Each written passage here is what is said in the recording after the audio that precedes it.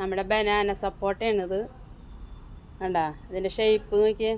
ഞാനിതൊരു കവറിയിലാക്കി നിർത്തിയിരിക്കുകയായിരുന്നു, അല്ലെങ്കിൽ വവ്വാലാണ് അറക്കണനൊക്കെ കൊണ്ടുപോകും. കണ്ടാ അങ്ങനെ നീണ്ടിട്ടുള്ളൊരു ഓവൽ ഷേപ്പ്, അങ്ങനത്തെ ബനാന സപ്പോട്ട. അതൊക്കെ നന്നായി മൂത്തിട്ടുണ്ട്. ഇവിടെ നിൽക്കുന്നുണ്ട്. അല്ല, അതിൻ്റെ തൊലിയുടെ കളറുണ്ട്, ഇങ്ങനെ ചേഞ്ച് ആവും. നമ്മൾ കൈ കൊണ്ട് ഇങ്ങനെ ആക്കുമ്പോഴും കളർ ചേഞ്ച് വരും. അപ്പോൾ മൂത്തിട്ടുണ്ടെന്ന് മനസ്സിലാവാം. നല്ല സപ്പോട്ടയാണിത്, നല്ല മധുരമുള്ള സപ്പോട്ട, കറിയില്ലാത്തത്. നമുക്കത് പൊട്ടിക്കാം. ഇനി നിർത്തേണ്ടത് നന്നായി മൂത്തിട്ടുണ്ട്.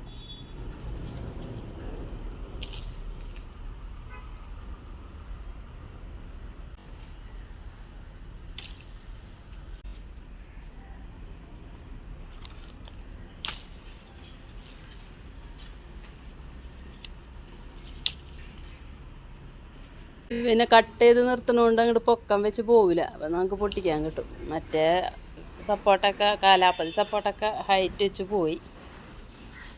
അതിൻ്റെ ഒന്നും കിട്ടാറില്ല ഇപ്പം.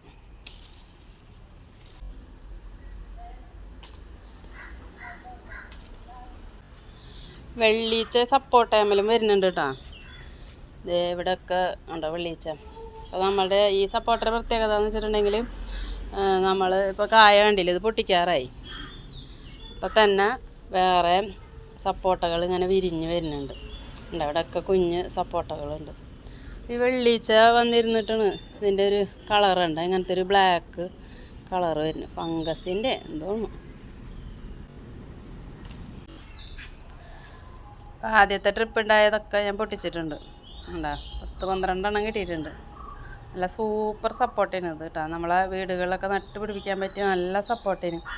നല്ല മധുരമുള്ളതും കറിയില്ലാത്തതുമായിട്ടുള്ള സപ്പോട്ട. നല്ലോണം ഉണ്ടാവുകയും ചെയ്യും.